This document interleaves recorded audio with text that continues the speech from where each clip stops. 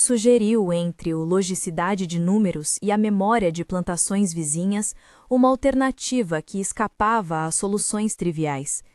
Reorganizar as pequenas lavouras, introduzir o plantio de um grão mais valorizado, nada inventado, apenas reaproveitado da experiência que vira em um engenho vizinho, e transformar parte dos currais em pastos rotativos que diminuiriam o gasto com ração no verão. Propôs também uma cobrança gentil aos arrendatários, a fiscalização de recibos mal escritos e um cuidado com gastos supérfluos que, na Casa Grande, nasciam como se fossem tradições imutáveis. Foi preciso coragem para dizer ao homem que governara a fazenda por décadas o que era óbvio para olhos que trabalham o detalhe. Ele resistiu, mas a resistência do coronel era, naquela tarde, mais sobre feridas antigas do que sobre economia. Aceitar um plano vindo de uma escrava seria para ele admitir que o mundo que imaginara havia subido no próprio telhado e começara a chover dentro. Mesmo assim, tentou. Assentiu com o queixo, pediu que ela fizesse o primeiro relatório e chamou o capataz. Luzia foi adiante com a calma de quem já vira antes que o mundo se vira por visão alheia. Pediu listas, recortou dívidas, negociou pequenas mercadorias com um arremedo de autoridade. Ao fim de semanas, quando as primeiras medidas deram fruto, não milagrosos, mas reais como a semente que enraiz, o coronel viu pela primeira vez em muito tempo um fio de confiança voltar no lugar daquilo que antes se chamava desespero. A mudança, perceptível, trazia efeitos imprevistos. Havia menos sobras desperdiçadas na cozinha, as contas passavam com atraso reduzido e os homens da contabilidade viram no rosto do coronel um sinal de alívio que não traduzia apenas números. Para a elite vizinha, não era reconfortante. O nome da família começava a circular menos em risos e mais em sussurros.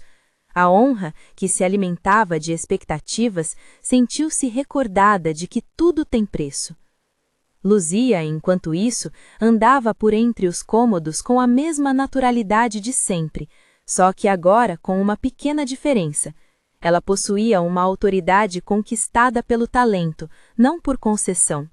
Sabia delegar, organizar e falar com o homem que contava moedas como se fosse um capitão a ouvir a rota. E o coronel, que durante anos colecionara obedientes, encontrou-se ouvindo, notando pormenores, interessado não por subterfúgios, mas por admiração, algo que o embaraçava tanto quanto o alimentava. Esses sinais de mudança foram ainda privados. Os olhos que viam eram deles, Luzia e o coronel. No começo, o contato entre ambos era pragmático. Uma mão que apontava uma conta, um gesto que devolvia um livro. À noite, porém, a penumbra da Casa Grande tinha outra tessitura. As lamparinas davam às cerveças uma superfície íntima, um modo de luz que convida a confidências. As leituras começaram como modo de pastor a organizar ideias. O coronel pedira que ela lesse notas, cartas, relatórios. Ele ficou surpreso ao descobrir que a leitura, para Luzia, era também um rio onde se lavavam as memórias. Luzes baixas, uma mesa, papéis espalhados. Luzia lia trechos de cartas antigas da casa, descrevia o cheiro das estações que o coronel tinha esquecido. Falava de marés e de feiras, de receituários domésticos e dos modos de cortar uma renda. Havia nas palavras dela um afeto pelos objetos velhos, uma reverência pelo que servia, que tocava o coração do homem. Ele, acostumado a ser ouvido com servidão, experimentava a palavra dita com presença, e aquilo lhe causava aos poucos um desvio de rota mais profundo que qualquer reforma administrativa. Naquele vai e vem de noites e papéis, a intimidade cresceu. Não foi um fenômeno abrupto, foi um acúmulo de gestos contidos, um lenço ofertado quando a chuva molhou um casaco, uma xícara de chá trazida sem palavra, o modo como as mãos dela ajeitavam um livro da mesma maneira com que ajeitava a vida dele, com precisão e cuidado. Aos poucos, as barreiras políticas entre senhor e escrita tornaram-se maleáveis. Luzia aprendia as regras do jogo dos grandes. O coronel reaprendia a ouvir outros ruídos além dos próprios. O que cresceu entre os dois era tão improvável quanto vulnerável. Havia aquilo que a casa permitia e aquilo que a sociedade proibia. Naquelas noites, a casa grande era um mundo fechado e o ar respirado ali era um ar de verdades acobertadas. Mas ambos sabiam do risco. As paredes ouviam, os criados viam, as ruas murmuravam. Ainda assim, havia também no conflito entre risco e desejo uma componente mais humilde. Dois seres que se encontraram e, por se encontrarem, reconheceram no outro algo que dava sentido às sombras. Quando a notícia da gravidez se insinuou na rotina, foi primeiro um segredo guardado no corpo de Luzia. Não houve confissão imediata, houve uma descoberta lenta. O gesto de puxar a blusa, o olhar que desviava no espelho, a mudança no costume de fazer as tarefas. O cabelo preso de modo diferente, a atenção dela às palavras do homem. O coronel, por sua vez, sentiu como se um cheiro novo tivesse invadido a casa, algo que unia não só carne, mas pretensão de futuro. Houve uma noite que se poderia apontar como transição. Havia chuvas finas e as damas da noite no quintal abriam um perfume que parecia tornar o mundo menos rígido. O coronel caminhou até a janela do escritório e viu Luzia passando pela varanda com um cesto. A lamparina aninhou as faces. Ele se lembrou de Dona Eulália, sua falecida esposa, que também caminhava às vezes como se estivesse deixando conselhos para o vento.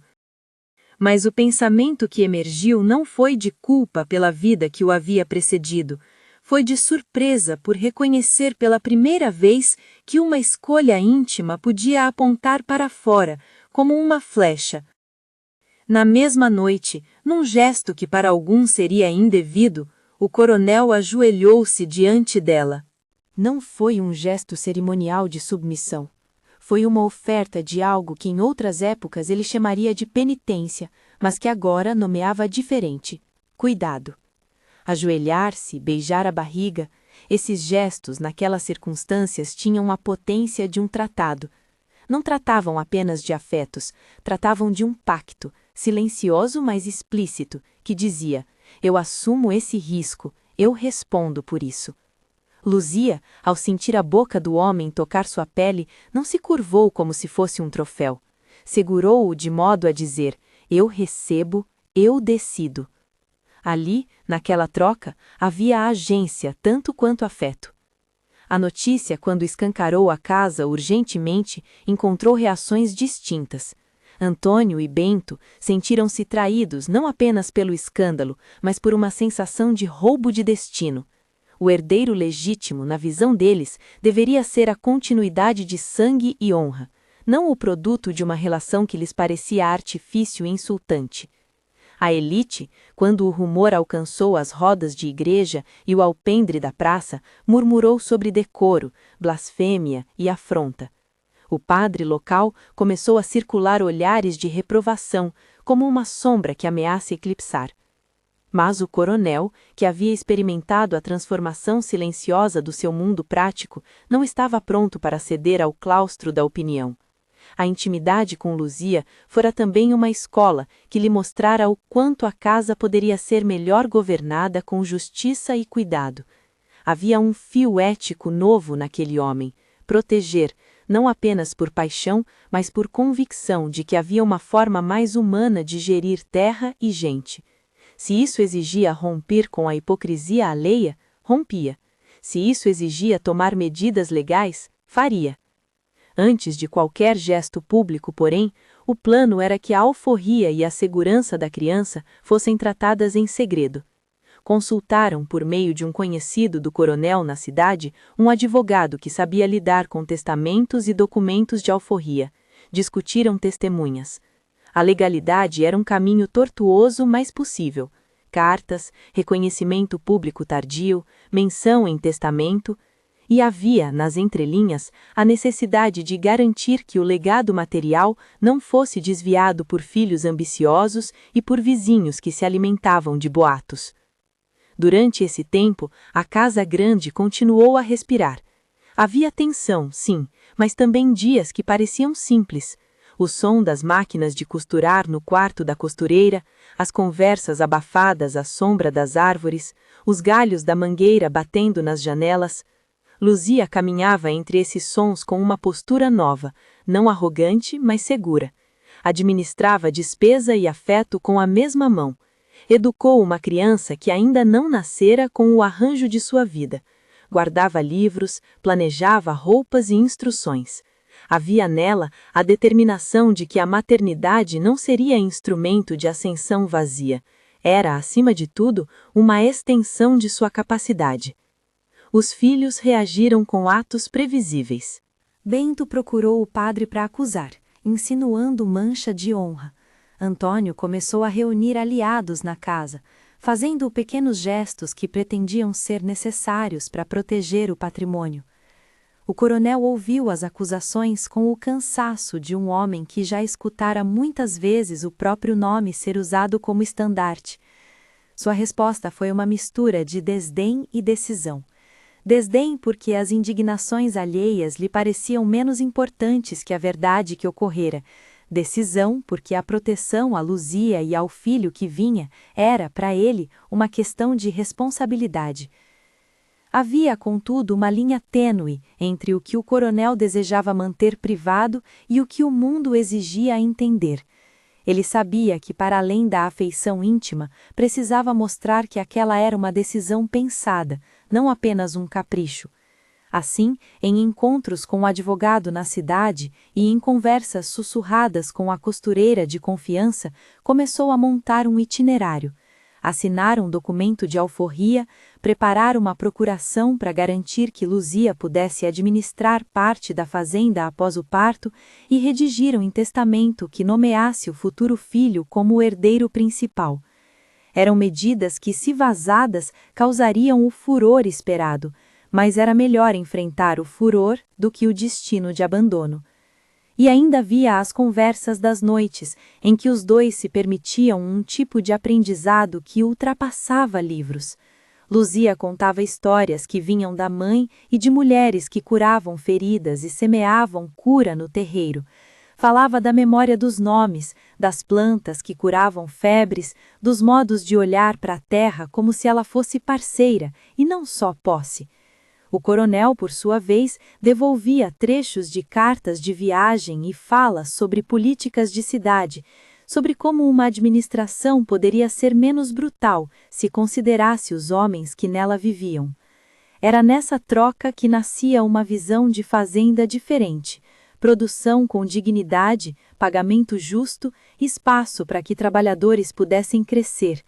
A ideia cheirava a novidade, e a novidade para uma região conservadora tem sempre um preço alto.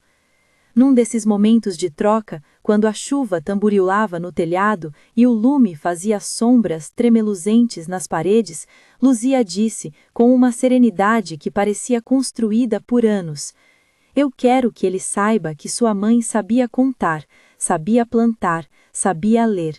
Não quero que ele cresça achando que sua origem diminui o que sente." O coronel ouviu, sentiu uma alegria nova e uma angústia ancestral. Havia em sua voz a lembrança de Dona Eulália a assovir entre bilhetes. Havia também o medo. Como garantir que aquele menino, fruto de um amor que desafiava convenções, não fosse privado de futuro? Ele tomou a decisão que mudaria mais do que 2 vidas. Tomou a decisão de transformar a casa. Antes de qualquer anúncio, porém, houve pequenas vitórias privadas. O capataz começou a prestar contas com mais honestidade, Trabalhadores mais velhos ganharam pequenas bonificações e a costureira passou a confeccionar roupas melhores para as mulheres da casa. Luzia, com seu senso de justiça, criou rotinas e práticas que, embora simples, chocavam a tradição. No terreiro, fez-se ouvir: não mais trabalho às pressas, nem humilhação por falta de razão. Era uma administração que, mesmo mínima, falava de outro possível mundo. O boato sobre o estado dela, sobre a gravidez, começou a escapar como fumaça que vê-se primeiro no ar e depois em toda a vizinhança. Vieram sussurros à missa, olhares no mercado, comentários em lan houses de campo onde homens engraxavam botas e jogavam dominó.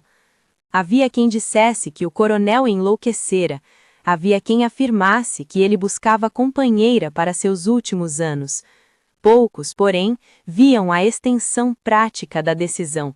Não era apenas sobre amor, era sobre uma transformação que poderia reordenar relações. Foi nesse momento, enquanto as paredes absorviam rumores e a praça borbulhava com opiniões, que o coronel resolveu que o que mantivesse a memória de Dona Eulália intacta seria, paradoxalmente, respeitar a vontade que batia na sua própria boca agora. Decidiu, em segredo, preparar o terreno legal que garantiria proteção a Luzia e à criança. Com a ajuda de um advogado de confiança, redigiu uma carta de intenções e iniciou o processo de alforria. Um processo que exigia testemunhas, reconhecimento, um juramento e papel escrito com clareza. Não era ato de subversão, mas de previsível determinação ante a lógica rígida de uma sociedade que punha a honra à frente de humanidade. Durante semanas, o advogado viajava à cidade para fazer consultas, esperando que o ato permanecesse obscuro até o momento certo. Aos poucos, as decisões de alforria e testamento ganharam forma. Condições, testemunhas discretas, um cofre onde o documento seria guardado. Essas preparações, embora técnicas, possuíam um caráter simbólico definitivo. Alguém pronunciava, por escrito, que a libertação viria e que o futuro da casa seria pensado para além de sangue e costume. Nesse intervalo, a intimidade continuou a se afirmar. O afeto não reduzira Luzia a uma posição de objeto, ao contrário, sua influência se alargava. A maternidade começava a ser articulada com um projeto de vida, não apenas um bebê para reivindicar nome e posse, mas uma criança que receberia a educação, que receberia o entendimento de que a origem não é sentença, mas parte de um tecido. Entretanto, a sombra da elite não tardou a reagir. Havia insultos velados na roda do tabaco, convidados que deixaram de comparecer a jantares, padres que se fizeram distantes com desculpas de saúde. Antônio e Bento pressionavam com pequenos ataques, insinuavam que o coronel perdia a razão, que a família seria desonrada. Em resposta, o coronel apenas apertou um documento na mesa, uma folha que, quando publicada, poderia arruinar as expectativas daqueles que tinham a honra como propriedade exclusiva. Na apreensão de tudo isso, havia também um elemento íntimo, a necessidade de Luzia de garantir que seu nome não seria apagado no gesto. Não desejava ser símbolo de escândalo, desejava ser mulher, mãe e administradora. Por isso, alinhou-se para aprender, para dominar, para não ser tomada pelo que ela considerava verdadeiramente ofensivo, a invisibilidade. Aprendeu a assinar, a reconhecer termos, a dividir tarefas administrativas. A costureira a ensinou a alinhar as linhas do vestido do corpo com a produção do dia. O capataz a colocou a par das rotinas das terras. O advogado confidenciou-lhe termos que pareciam quase como encantamentos legais. Cada conquista era, contudo, um espinho para os fins habituais da elite. As conversas na praça tornaram-se mais ásperas. Pequenas cartas de reprovação findaram no escritório. O padre, que um dia pregara para a casa, reconcentrava-se no semblante austero, evitando a presença que, em sua visão, ameaçava honras. Mesmo assim, havia uma outra voz, uma voz menos vazia de moralidade, que ali e acolá se aproximava. Um comerciante que reconhecia a visão e oferecia crédito. Um professor de cidade que prometeu aceitar o menino em aulas se fosse preciso. A esperança estava naqueles pequenos nós que se formavam entre o público e o privado. E foi assim, no vai e vem entre decisões administrativas e conversas noturnas, que a história começou a inflar para além do casulo da Casa Grande. Aos poucos, a prosa da vida de Luzia e do coronel misturava-se com as cores das ruas. O interesse público cresce como uma maré lenta. O que começa em murmúrios transforma-se em algo que exige uma resposta. Eles sabiam disso. Eles sabiam que a próxima estação traria o inevitável, um momento em que o coronel teria que decidir se faria aquele amor público, se escreveria o ato que reconheceria não apenas a maternidade de Luzia, mas também a posição de sua criança. Na manhã em que a chuva cessou e o chão cheirou a terra lavada, Luzia saiu ao quintal e sentiu, pela primeira vez, a mão do coronel pousando no ombro com a firmeza de um pacto. Não foram palavras grandiosas, foi um olhar que dizia, vamos até o fim. Ela sorriu, não por orgulho vazio, mas por consciência de que algo maior do que ambos se desenhava. Era a possibilidade de transformar uma casa e talvez uma região. Nesse ponto, a história permaneceu suspensa, aguardando o momento da escolha que viria a seguir, o momento em que o segredo correria o risco de tornar-se público e em que a justiça dos papéis e a força do afeto precisariam enfrentar a réplica implacável da sociedade. Mesmo enquanto a chuva molhava as folhas e as damas da noite perfumavam o ar, cada passo futuro sabia de sua consequência. Luzia, o coronel e todos que viviam sob o teto daquela casa grande caminhavam agora sobre um fio que ligava afeto, lei e tradição. Se você que está ouvindo sente atração por histórias que reescrevem o passado, acompanhe esta jornada. Há no mundo das casas grandes histórias que precisam ser olhadas de perto para que um novo entendimento nasça, e esta é uma delas. A partir dali, as noites de leitura tornaram-se mais frequentes e mais longas. Em uma delas, num diálogo que mais parecia lição do que romance, Luzia abriu um caderno que guardava palavras escritas com a caligrafia firme de sua mãe. Eram provérbios, receitas e conselhos sobre como dobrar uma vida com dignidade. Ela leu para o coronel. Fala sobre a terra que não pertence a ninguém completamente, sobre o trabalho que dignifica, sobre o cuidado que é a obrigação de quem comanda. O coronel ouvia, e em cada frase havia uma construção lenta de uma ética nova. Os dois começaram a imaginar juntos algumas mudanças concretas que poderiam instaurar na fazenda. Pequenas hortas autônomas para as famílias, registros claros de pagamentos, respeito aos horários de descanso. Eram medidas que não fariam do lugar um paraíso imediato, mas que instalavam um novo princípio, a humanidade na administração. Luzia defendia que o trabalho bem feito devia ser reconhecido e que uma criança que nascesse no convívio dessas práticas conheceria desde cedo a ideia de justiça, não apenas a rotina do serviço. A coragem desses planos era proporcional à recusa em ver a maternidade dela reduzida a objeto. Luzia repetia com firmeza: não é só pela barriga. Não quero que pensem que sou isso. Quero que vejam que sei. O tom dela era firme. Havia ali não apenas defesa, mas instrução. Para muitos na casa, isso seria escândalo. Para ela, era obrigação. Algumas semanas depois, quando o ventre já não podia mais ser inteiramente dissimulado, uma pequena cerimônia doméstica aconteceu. O coronel trouxe-lhe um sobretudo velho de Dona Eulália, limpo e dobrado com o cuidado de quem guarda memórias. Era mais que um ato de carinho, era um símbolo de continuidade, um modo de dizer que o passado da casa não seria abolido, mas transformado. Luzia aceitou o manto com a mesma simplicidade com que aceitara as leituras, com trabalho e respeito.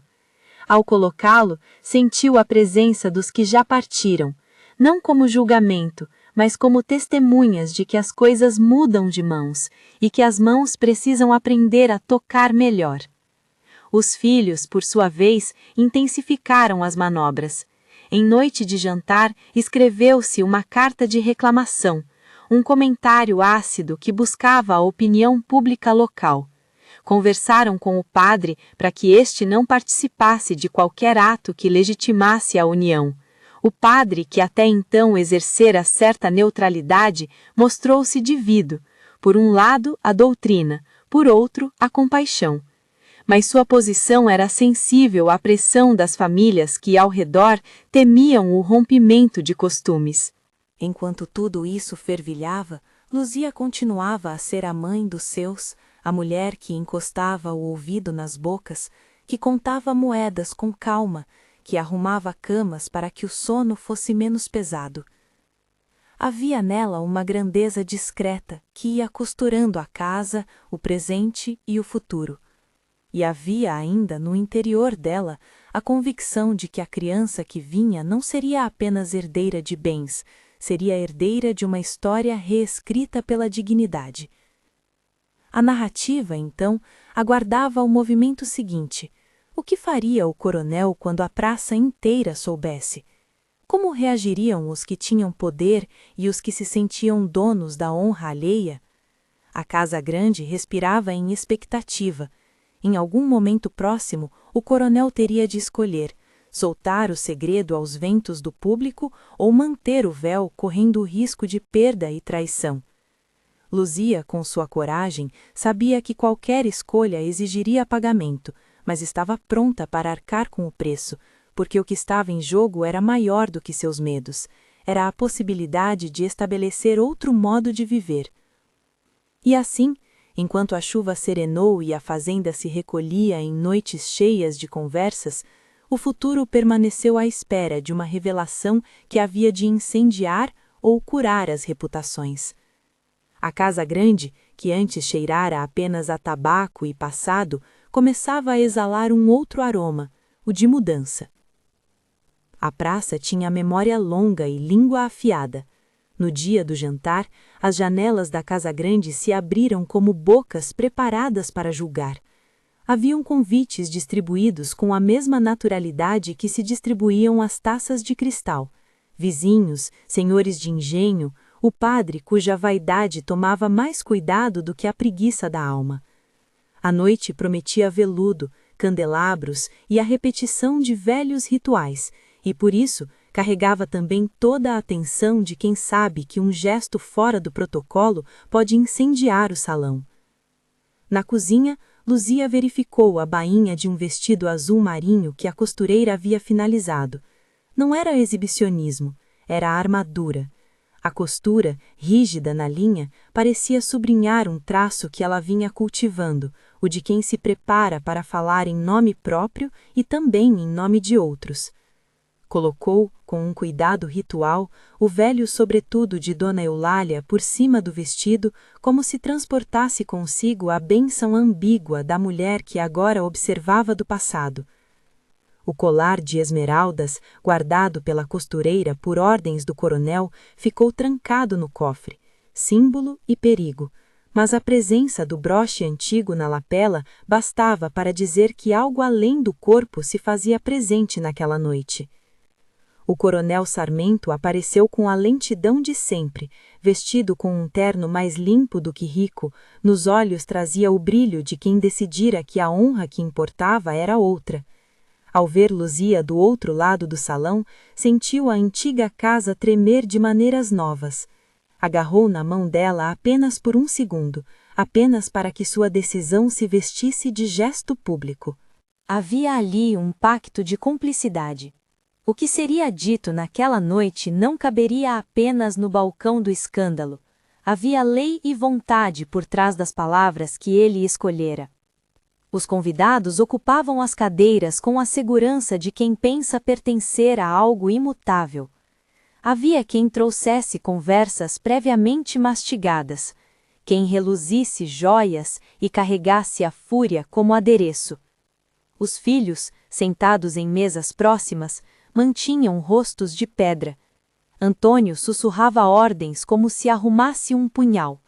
Bento segurava um copo como se nele fosse afogar a vergonha esperada. Quando o coronel se levantou, o salão amainou. Era a voz de quem sempre comandara, mas desta vez o comando teria outro objeto. Ele caminhou até o meio do salão, parou sobre a luz que fazia da sua silhueta um risco e chamou por Luzia. Muitos aguardaram um tropeço, um gesto de humilhação que confirmasse o mundo antigo. Luzia atravessou o salão com a calmaria de quem conhece seu ofício. Não tropeçou, não ficou pálida, havia nela a determinação de quem pronunciaria seu próprio destino tanto quanto ouviria a sentença do outro. Ao chegar junto do coronel, ergueu o queixo. A barriga, agora impossível de ocultar, estava visível como prova e promessa. Senhoras e senhores, disse o coronel, e sua voz cortou o murmúrio. Esta noite não venho buscar a vossa aprovação. Venho declarar aquilo que me compete, que esta mulher, Luzia, é a mãe do meu filho e merece, por isso, respeito e proteção. Alguns morderam os lábios. Outros recuaram, como se uma chama tivesse passado por suas memórias e as queimado. O padre que presidia a mesa estreitou os olhos. Foi o padre que primeiro se levantou, não em gesto de bênção, mas de reprovação. Coronel, disse com a rigidez de quem tem noção de que a moral pode ser transformada em martelo.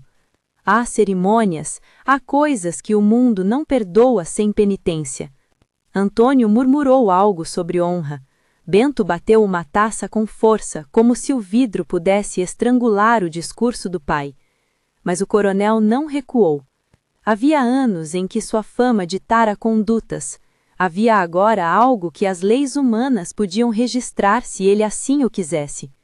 Em vez de esperar por um pedido de desculpas ou por uma resposta conciliatória, ele colocou a mão sobre a barriga de Luzia diante de todos, e com a mesma solenidade com que anos antes recebera visitantes ilustres, falou: aqui está a continuidade que escolho, não por capricho, não por impulso, mas por convicção.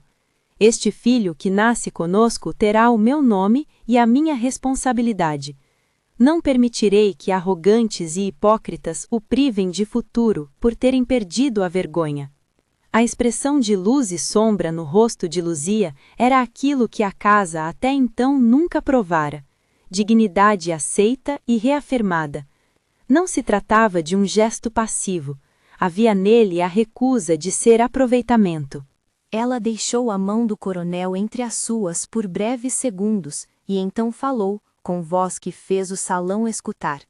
Não vim aqui para ocupar o lugar de ninguém que tenha partido. Vim para que um homem que fez desta casa um lar diferente cumpra o que promete. Não sou troféu, não sou véu, sou mãe e serei gestora. A honra que buscam conservar foi a mesma que permitiu que muitos sofressem. Se me julgam, que julguem também suas ações.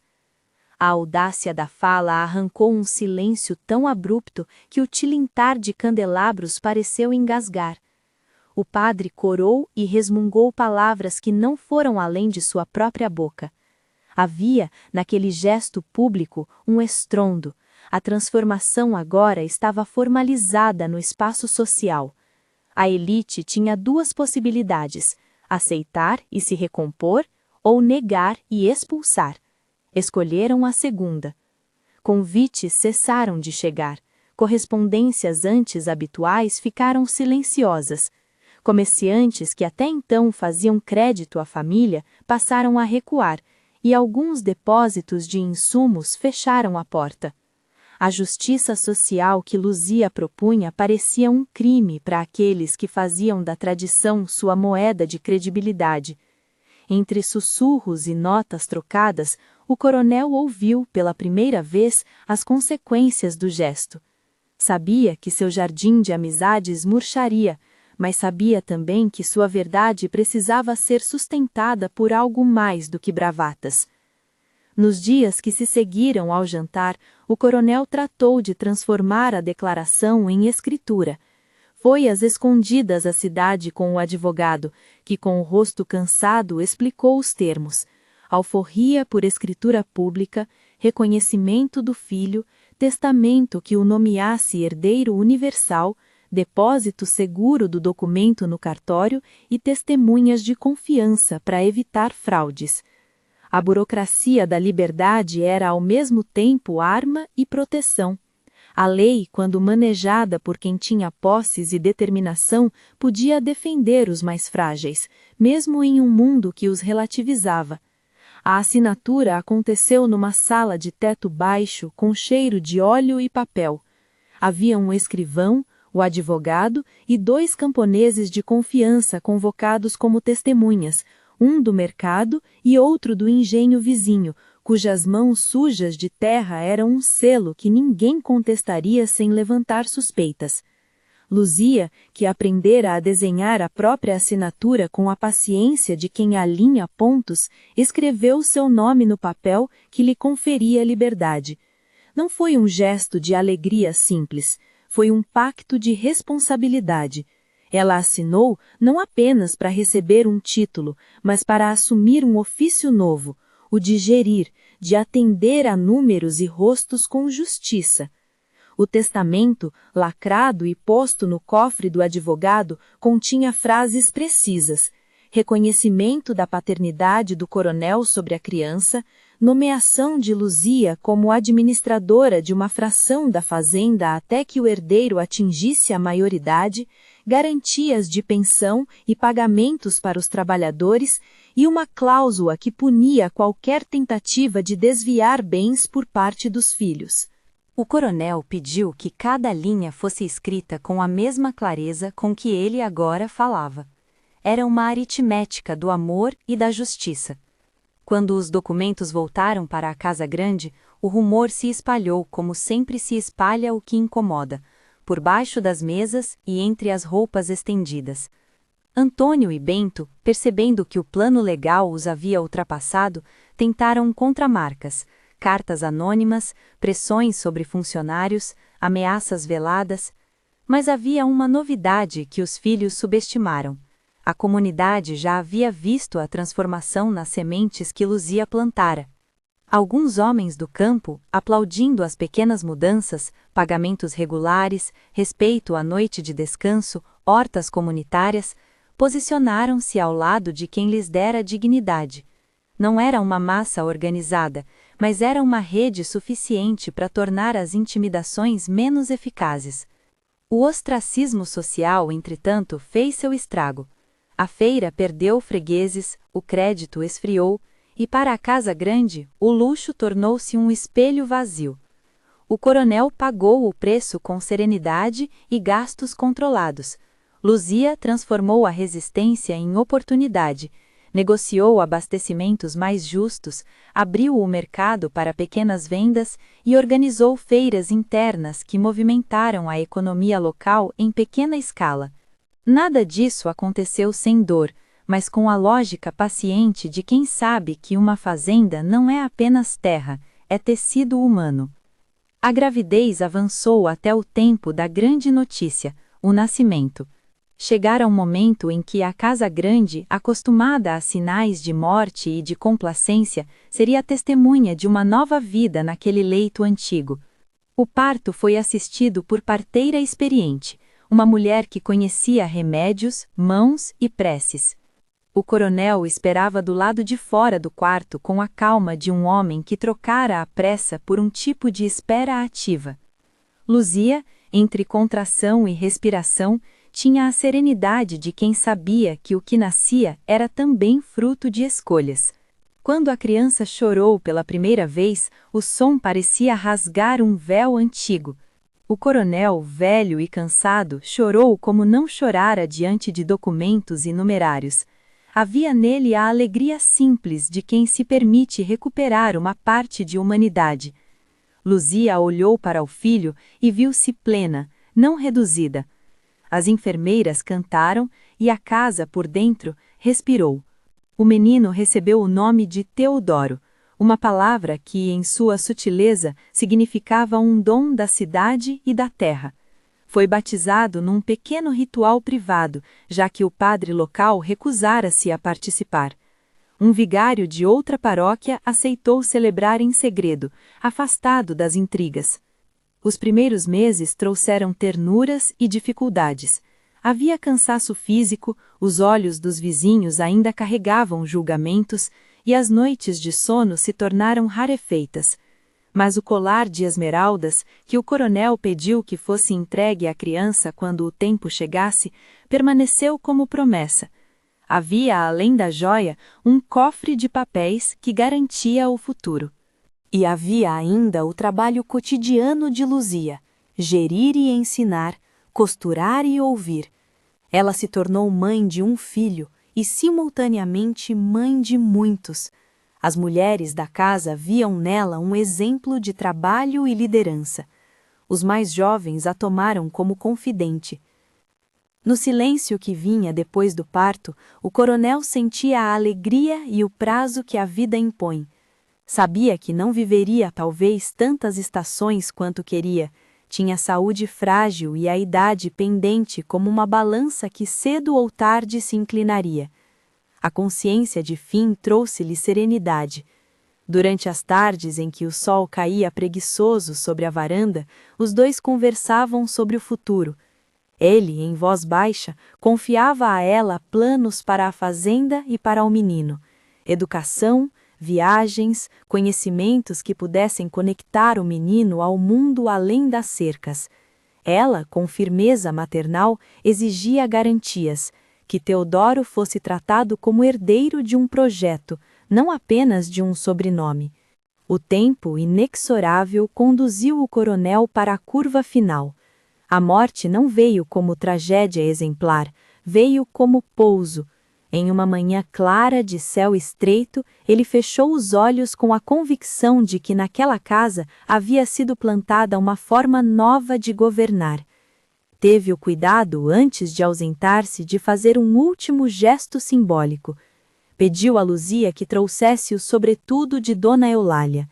Em silêncio, vestiu-o sobre a cadeira ao lado do leito, como se pedisse permissão aos mortos e aos vivos para seguir adiante. Não disse muito, não foi preciso. A filha, não biológica, mas de afeto, que a casa teve na figura de Luzia, trouxe ali a continuidade. Quando o coronel morreu, foi como se uma vela tivesse apagado, mas a chama que deixara acesa era a do trabalho diário e das leis escritas. O luto trouxe ataques e lamúrias, mas também consolidou o que o coronel fora capaz de semear. O testamento foi aberto na forma legal. O advogado apresentou os papéis, os testemunhos confirmaram a autenticidade e a alforria foi lida em voz alta. Antônio e Bento protestaram, rasgaram algumas folhas em visões de fúria que pouco mais conseguiam do que ofuscar os próprios rostos. A justiça, no entanto, estava com a formalidade dos documentos. Paz foi imposta onde a violência verbal imperava. Luzia, agora livre por decreto e por documento, assumiu o comando prático de uma parte considerável da fazenda. Não foi uma recompensa fácil, foi fruto de histórico de trabalho e de uma aliança legal. Ela tomou decisões que outrora seriam impensáveis. Implementou a rotatividade de pastagens que sugerira anos antes, estabeleceu um pequeno fundo para a educação das crianças dos trabalhadores e reorganizou a contabilidade para que o dinheiro deixasse de ser apenas um segredo. Chamou conselhos de homens de confiança, mas manteve a palavra final. Não aceitou, porém, a ideia de transformar-se em grande senhoria, recusou o luxo que não viesse atrelado à responsabilidade. As primeiras safras sob sua administração trouxeram surpresas. Havia em seus métodos a combinação de experiência prática com uma sensibilidade que via a terra como parceira. A produtividade aumentou de forma modesta, mas constante. Os trabalhadores, sentindo-se mais valorizados, trabalhavam com mais dedicação e menos medo. Algumas famílias puderam comprar ferramentas, meninas ganharam acesso à costura remunerada, meninos foram matriculados na pequena escola que a fazenda passou a financiar. Luzia afirmava sempre, em palavras simples: quem cuida do trabalho precisa também cuidar da vida. Era uma frase que, repetida, foi alterando a linguagem do lugar. Ainda houve resistência. A elite vizinha manteve o silêncio cortante e uma espécie de boicote social que persistiu por anos. Havia reuniões de senhores que se transformavam em conspirações para diminuir a influência da fazenda. Algumas tentativas de pressão ocorreram, empréstimos negados, oferta de prêmios agrícolas recusada, mas a teia de pequenas alianças que Luzia havia costurado, comerciantes que reconheciam sua honestidade, professores que prometiam ensino para o filho prometido e trabalhadores que sabiam do valor do pagamento em dia, transformaram as ameaças em ruído cada vez menos eficaz. Teodoro cresceu sob essa mistura de mundo. A educação que Luzia queria para ele era ampla. Queria que conhecesse as letras, as máquinas que moveriam a economia, os modos de gerir terras com justiça. Quando o menino tinha já 10 anos, resolveu enviá-lo para estudar fora, não como fuga, mas como investimento. Teve de vencer objeções internas e externas. Alguns queriam que ele ficasse e aprendesse a tocar a fazenda, outros receavam que a viagem o transformasse em estrangeiro. Luzia, com a coragem prática que sempre a acompanhara, escolheu mandar o filho para a cidade maior e depois, quando possível, para a Europa, onde os saberes agrícolas e as ideias sobre administração eram mais desenvolvidos. Não foi uma decisão de ostentação, mas de estratégia. O tempo na Europa trouxe a Teodoro uma espada de 2 lâminas, conhecimento e distância. Estudou agricultura moderna, leis de comércio e línguas, voltou com cadernos cheios de anotações e uma visão de modernidade que inquietava e atraía. Voltou, porém, com o traço mais importante, o respeito pela origem. Luzia insistira sempre para que ele aprendesse a ouvir, para que a cidade não o tornasse arrogante e para que soubesse que herança não era apenas propriedade, mas responsabilidade. Teodoro voltou com ideias, mas também com uma reverência clara pelo nome que o ligava à mãe. Quando regressou, encontrou uma fazenda diferente. Havia infraestrutura melhorada, pequenas escolas funcionando, um pequeno hospital de campanha improvisado em tempos de necessidade. As práticas de pagamento haviam se espalhado como exemplo. Teodoro assumiu, não por capricho, mas por obrigação moral, a continuidade do projeto. Trouxe com ele máquinas que otimizavam trabalhos, novos métodos de rotação de culturas e uma visão mais ampla de comércio. A comunidade, que começara por resistir, viu nos resultados uma prova de que o experimento de Luzia era viável. Aos poucos, a reputação realinhou-se. O que fora escândalo ganhou outra cor, a de exemplo obstinado. Foi nessa época que a história de Luzia deixou de ser apenas fato local para transformar-se em lenda contada nas feiras, nas cozinhas e nas praças. Ela é a mãe dos filhos. Tornou-se frase que para uns era puro escárnio, para muitos outros era reconhecimento. Mãe dos filhos não apenas de Teodoro, porque a formação que fez, os cuidados que impôs e a justiça que instaurou fundaram uma maternidade ampliada, homens e mulheres que passaram a ter direitos, crianças que tiveram escola, trabalhadores que passaram a sentir-se parte de uma casa maior. Luzia, que começara como peça quase invisível, transformou-se em símbolo resistente. Ainda hoje, quando as pessoas contam a história, mencionam a costura do sobretudo de Dona Eulália, o cofre, o colar de esmeraldas e a assinatura no papel que libertou mais do que um corpo. Falam também das noites de leitura, das hortas comunitárias e da figura de uma mulher que nunca confundiu afeto com oferenda. A fazenda, que poderia ter desmoronado sob o peso do escândalo, tornou-se exemplo de que o passado pode ser reescrito quando a dignidade se alia à lei e ao trabalho. Luzia envelheceu com a mesma dignidade com que vivera. Nunca perdeu a calma que vinha das mãos que sabem o que fazem. Recebeu visitas de jovens que ela incentivara, ouviu filhos de trabalhadores brigando por melhorias nas terras vizinhas e viu Teodoro assumir compromissos com políticas públicas que trouxeram renda e educação para a região. No fim de sua vida, costumava sentar na varanda, com o vestido de costura firme e os olhos tão claros quanto aqueles de quem já viu muito sol. A menininha que aprendera a costurar com a mãe, agora mulher, vinha às vezes para entregar uma carta. Os homens do engenho traziam notícias de colheitas. A casa grande ainda cheirava a tabaco em alguns cantos, mas também perfumava a herbária das mulheres e o pão assado de manhã. Quando Luzia morreu, deixou mais do que propriedade, deixou um método, uma ética e histórias. O enterro foi modesto, mas pleno. Teodoro falou diante dos poucos presentes com voz embargada, não em lamento, mas em gratidão pela mulher que lhe dera não só a vida, mas a direção. A praça, que antes se divertira com a desgraça alheia, agora ouviu palavras que iam além dos ecos da vaidade e reconheceu que a coragem de uma mulher mudara o curso das coisas. Anos depois, as crianças das escolas da região ouviam a história de Luzia nas aulas de civismo, não como uma fábula, mas como exemplo real de que a mudança é possível. Em mesas de bar e no banco da feira, pessoas contavam episódios da fazenda, lembravam os nomes daqueles que ajudaram e dos que resistiram.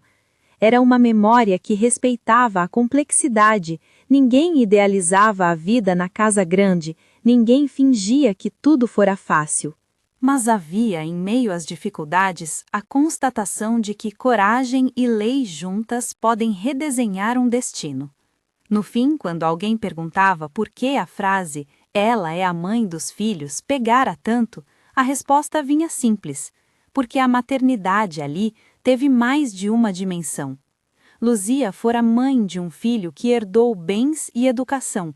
Fora mãe simbólica de muitos, que graças às suas medidas tiveram uma vida mais justa. A maternidade, naquele sentido, não foi diminuta, foi invenção coletiva. E a fazenda? Ela prosperou sem esquecer de onde viera. Continuou produzindo, sim, mas também distribuindo empréstimos pequenos, escolas locais, cuidados em doença.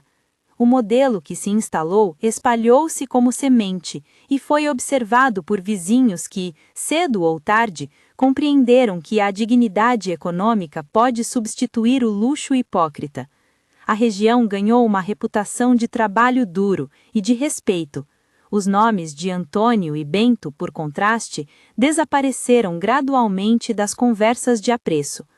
Se hoje alguém atravessa a antiga estrada de barro e se aproxima da casa grande, verá nova paleta de cores, as paredes limpas, o alpendre consertado, as árvores podadas. Verá mulheres costurando em mesas com luz suficiente, meninos indo à escola com livros nas mãos. Talvez não exista mais o cheiro exclusivo do tabaco. Há misturas, do café, do pão, das ervas que curam. E no arquivo do cartório da cidade há um papel onde se lê uma assinatura que mudou destinações. Quando perguntam pelo que foi necessário para que tudo aquilo acontecesse, a resposta costuma ser dada em uma só palavra: coragem.